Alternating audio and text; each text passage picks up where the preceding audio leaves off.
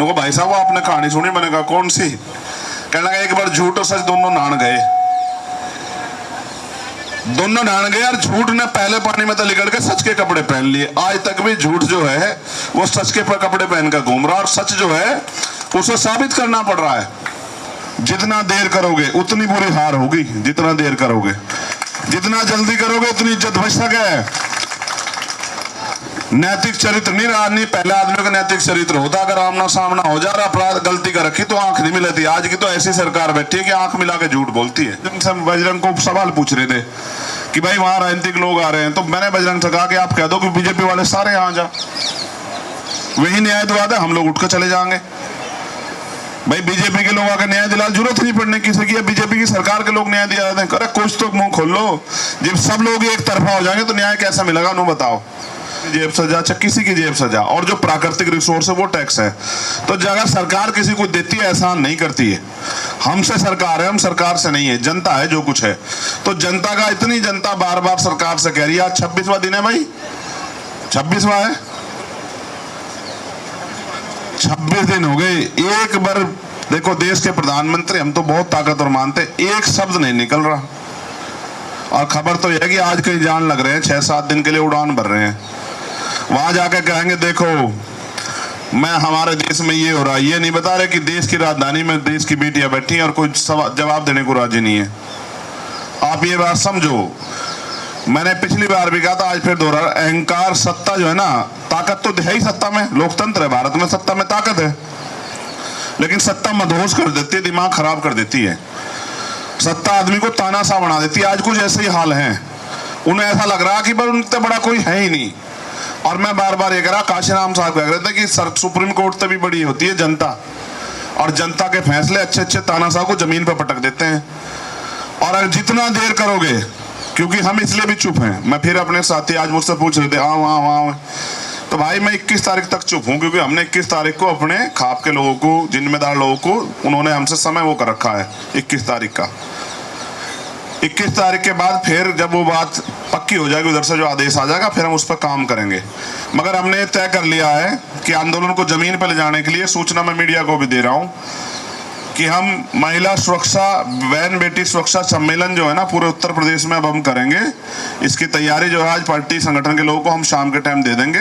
हर जिले हर मंडल में हम लोग पहले फेस में करेंगे, क्योंकि हम बताएंगे कि देश की राजधानी में क्या चल रहा है। कई बार ऐसा हो रहा है, कुछ मीडिया के लोग तो हैं जिनके रीढ़ की हड्डी है, कुछ मीडिया के लोग तो ऐसे हैं वो बताने को राजी नहीं क्या हो रहा है। 10-20 मिनट की बात हो जाए, टीवी खोल लो, देश के प्रधानमंत्री जी, हम भी उनको ही देख रहे हैं कि वो कुछ बोल रहे हैं, वो बोल नहीं रहे हैं। तो इसलिए इसे सवाल को मजबूत करना पड़ेगा, और मजबूत करके जनता के बीच ले जाना पड़ेगा। हमने उसकी तैयारी कर ली, क्योंकि जो हम कहते हैं उसको करते हैं। और तैयारी ये है कि हम महिला सुरक्षा, सम्मान और सशक्तिकरण, क्योंकि आज तो उन बहन बेटियों की लड़ाई लड़ने की हिम्मत इन्होंने दिखा दी, पहलवान जो हमारे बहन भाई हैं। आप ये सोचो, ये बंद क्यों नहीं हो रहा परमानेंट के लिए? भाई सबके घर में बहन बेटी है ना, फिर ये महिलाओं के साथ अन्याय क्यों? हमारी बहुत सारी महिला लीडर्स यहाँ बैठी हुई हैं, आज दिल्ली की भी, गाजियाबाद वाली भी, बुलंदशहर वाली भी। तो अगर ये सुरक्षित नहीं है तो फिर हम इंसान कैसे हो सकते हैं, आप ये बताओ। अगर जब घर में बहन बेटियां, और हम वास्तविकता में बहन बेटियों को देवी की तरह पूजते हैं, तो फिर कि दूसरे की बहन बेटी, जो दूसरी बहन बेटी है उसके साथ अन्याय हो रहा है, तो ये तो मानवता नहीं हुई ना, ये तो कोई इंसानियत की बात नहीं हुई ना। तो इसकी हमें परवाह करनी पड़ेगी कि शोषण चाहे खिलाड़ियों के साथ हो, चाहे गांव देहात में हो, चाहे दफ्तर में हो, किसी भी विभाग के, चाहे सड़क पे हो, ये सब बंद होना चाहिए। कोई किसी महिला को, बहन बेटी की तरफ कोई अपमानित शब्द या अपमानित नजरिए से देखे भी ना, तभी तो भारत की सुंदरता बढ़ेगी। यही तो था भारत, जिसकी बात होती है कि हम महिलाओं को सम्मान। आज देख लो क्या हो रहा है, देश की गोल्ड मेडलिस्ट और अन्य मेडलिस्ट बेटियां जो हैं, जो ओलंपिक खेल का आई, जिनको किसी की पहचान की मोहताज नहीं, वो बेचारी यहाँ तड़फ रही हैं सड़क पर। जहाँ मैं मीडिया के लोग पूछे, मैं मीडिया के लोगों से भी कह रहा हूँ, एक बार कभी प्रधानमंत्री जी से भी पूछ लो यार कुछ क्या इस मामले में। उनके पास इतनी बढ़िया मंत्री जी हैं, हमारी स्मृति ईरानी जी बहन जी हमारी, उनसे पूछ लो, वो भी कुछ बोल रहे हैं। उनके पास बड़े बड़े वो हैं। तो अब ये भी पता लगा कि भाई मुझसे कोई यात्री कह रहा था जी वो एक और वो भी सम्मेलन कर रहे हैं। भाई अधिकार है, लोकतंत्र है, संविधान ने दिया है। जैसे हमें आंदोलन करने का अधिकार है, ऐसा उनको भी अधिकार है। मगर जनता ये देख रही है आज, ये बात भी याद रखेगा इतिहास और देश भी, कि भारत की जनता देख रही है किस तरह से पूरी सरकार मिलकर अपराधियों का संरक्षण कर रही है और पूरी सरकार मिलकर आज हमारी बहन बेटियों का चरित्र हनन कर रही है, उनको गलत साबित करने पर लगी। ये बात आप भी याद रखना। किसान को याद तो सारी चीज रह रहा है, सारी चीज याद रहा, किसान को ये भी याद रहा कि जो फसल बोई थी उसमें कितना नुकसान हुआ था, क्योंकि वो पेट काटता है ना, वो धूप में रहता है, वो पानी देता रात को 3 बजे उठ के, उसे प्राकृतिक मार होती है, ओला पड़ जाता है, बारिश आ जाती है, हवा चल जाती है, सब झेलता है वो। लेकिन मैं फिर कह रहा, हमें तो यही सिखाया कि आदमी भूखा रह सके लेकिन अपमानित होकर नहीं रह सकता। और घर की इज्जत होती है बैंड मिट्टी। जिस घर में बैंड मिट्टी की इज्जत ना हो, सुरक्षित ना हो, फिर उसका वो आदमी चाहे कितनी बड़ी मूंछ रख ले, कोई फायदा ना। मूंछ तो फिर वही हो जो घर की इज्जत हो, और उसकी रखवाली नहीं कर पा रहे तो हम चाहे कितने बड़े चौधरी हो, फिर उसका कोई फायदा ना। तो आप डटे हुए हो, जो लोग डटे हुए हैं, जो लोग आते हैं, उनका बहुत बहुत धन्यवाद। और उनकी तरफ से मेरा ये कहना, अभी मार्च होगा, अभी मुझे पूरी जानकारी नहीं कि आज पैदल मार्च है कैसे है, जो आदेश आएगा तब तक, जब तक वो मार्च ना हो तब तक आप टिके रहियो।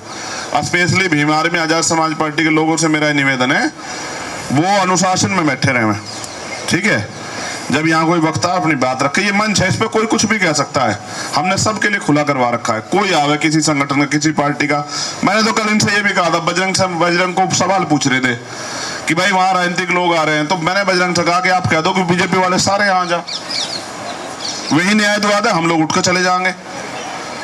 भाई बीजेपी के लोग आकर न्याय दिला, जरूरत नहीं पड़ने किसी की, बीजेपी की सरकार के लोग न्याय दिला दें। अरे कुछ तो मुंह खोल लो, जब सब लोग एक तरफा हो जाएंगे तो न्याय कैसा मिलेगा, नो बताओ। ये जो आज पंजाब के, हरियाणा के और इधर ये कासगंज तक के हमारे लोग, ये यादव, आलोक यादव, तमाम लोग जो आए हुए हैं, ये सब लोग क्यों आए? भाई सड़क पर आदमी कम आता है, आप मुझे बताओ, खुशी से आता है कोई सड़क पे? सड़क पर आदमी तब आता है इस लोकतांत्रिक भारत में जब वो निराश हो जाता है कि उसको न्याय नहीं मिलने का। अब उसके पास कोई रास्ता नहीं, ना उम्मीद होकर सड़क पर आता है। आज हमारे लीगल सेल के भी जो है नेशनल चेयरमैन, उनकी टीम भी यहाँ आई हुई है, उनका भी बहुत बहुत MS आर्या जी, उनका भी धन्यवाद। सारे मोर्चों पे लड़ेंगे हम इसे, हर मोर्चे पे, कोर्ट में भी, बाहर भी, अंदर भी, सब जगह लड़ेंगे। और जब तक नहीं हटने के इन पे, जब तक न्याय नहीं मिलता, जितनी पंचायतें, जितने जोड़ लगाने लगा लो। सरकार से मेरा यह आग्रह है, जितना देर करोगे उतनी बुरी हार होगी, जितना देर करोगे, जितना जल्दी करोगे उतनी इज्जत बच सके। नैतिक चरित्र नहीं रहा, नहीं पहले आदमी का नैतिक चरित्र होता, अगर आमना सामना हो जा रहा, अपराध गलती कर रखी तो आंख नहीं मिलती। आज की तो ऐसी सरकार बैठी है कि आंख मिला के झूठ बोलती है। अभी अमित मुझे सुना रहा था एक बात, मेरे को भाई साहब वो आपने कहानी सुनी? मैंने कहा कौन सी? कहने लगा एक बार झूठ और सच दोनों नहान गए, दोनों नहान गए और झूठ ने पहले पानी में तो लिगड़ के सच के कपड़े पहन लिए। आज तक भी झूठ जो है वो सच के कपड़े पहन कर घूम रहा, और सच जो है उसे साबित करना पड़ रहा है।